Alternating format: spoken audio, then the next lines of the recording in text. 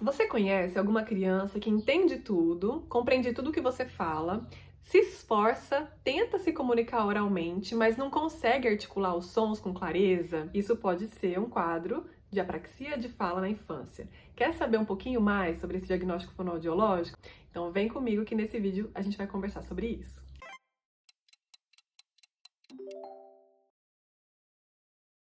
Eu sou fonoaudióloga e aqui eu vou conversar com vocês sobre quais são as causas, como é feito o diagnóstico, o tratamento, quais são os profissionais mais capacitados para tratar esses casos de apraxia de fala na infância. Também conhecida como AFI, a apraxia de fala na infância é um transtorno motor da fala. Mas o que é um transtorno motor da fala? Bom, para responder essa pergunta, eu vou explicar para vocês de forma rápida e resumidamente como é que funciona o mecanismo de produção da fala.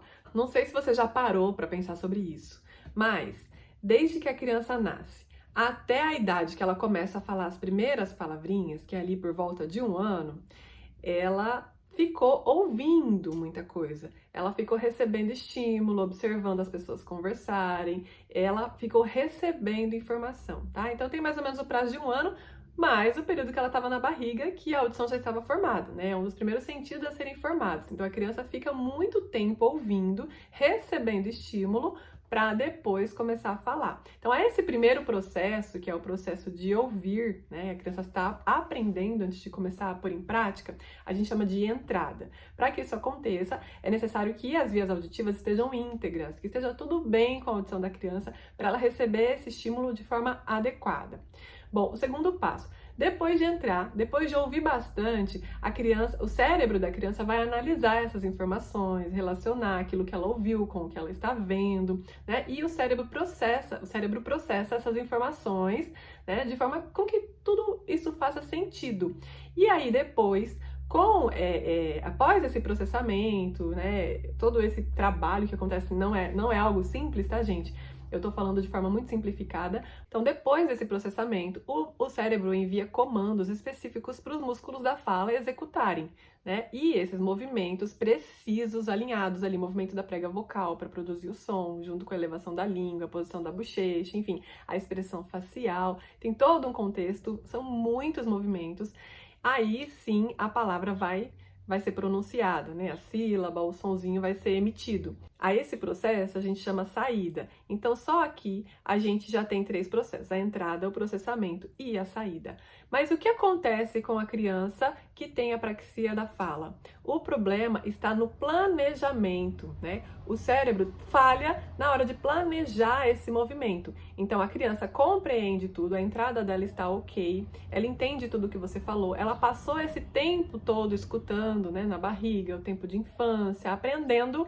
O cérebro processou, mas na hora de enviar o comando para o músculo, por exemplo, para falar P, você vai fechar os lábios e emitir um puff de ar. Para falar pá, ela não consegue fazer esse planejamento. A criança falha nesse planejamento. Então, não significa que a criança tenha um problema muscular, que o músculo dela não funciona, né? É o cérebro dela que falha na hora de mandar o comando para o músculo executar o movimento.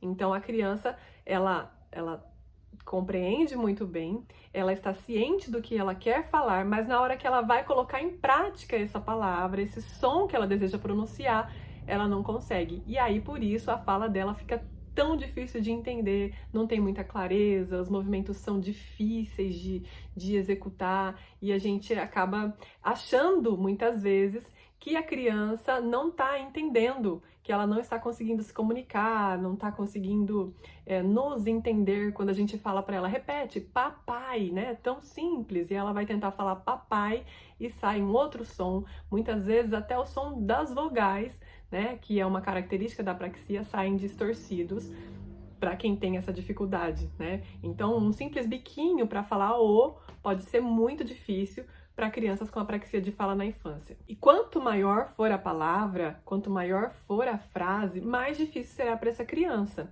Porque, vejam só, se já é difícil programar um movimento de uma vogal, por exemplo, fazer um biquinho para falar o, às vezes sai a, às vezes sai i, às vezes sai algo totalmente distorcido, imagina programar uma sequência de sílabas complexas, uma sequência de sons, né, muito grande. Então, a criança vai ter dificuldade, a fala vai ser bastante imprecisa nesses casos. Então, de maneira bastante resumida, é como se a criança que tem apraxia de fala na infância não soubesse o que fazer com a boca.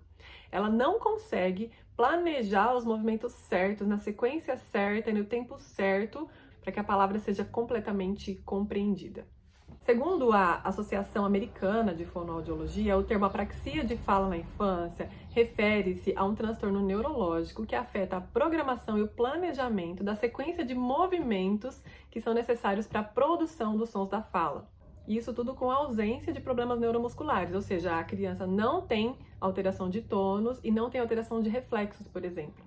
E o que é que causa a apraxia? Ela é um transtorno neurológico que afeta a condição motora da fala, criando uma dificuldade de pronunciar palavras, sílabas e sons. É como se o cérebro enviasse uma mensagem errada, que ela é mal interpretada pelos órgãos da fala, causando uma desordem na comunicação. Os sintomas mais observados na apraxia são dificuldade na pronúncia de palavras, discurso com poucas palavras, dificuldade na pronúncia de sons, fala atrasada, fala com difícil compreensão, distorção de sons, pausas constantes entre palavras ou entre sílabas e, é óbvio, pouca comunicação.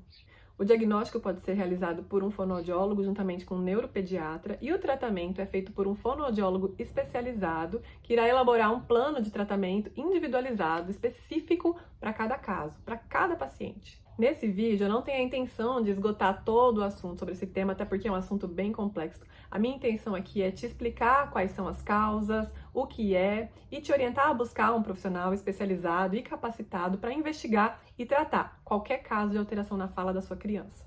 Ficou com alguma dúvida? Ou quer deixar o seu depoimento? Quer fazer alguma contribuição? Você pode utilizar o espaço aqui abaixo nos comentários e a gente continua a nossa conversa.